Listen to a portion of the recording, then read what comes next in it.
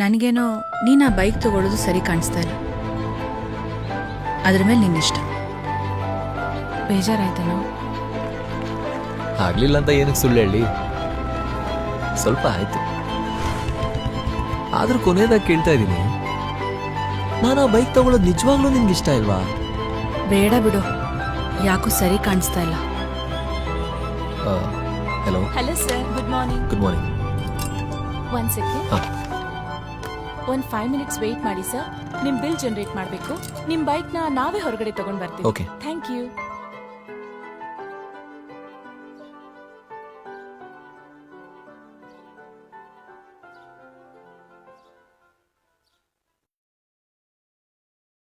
Congratulation sir.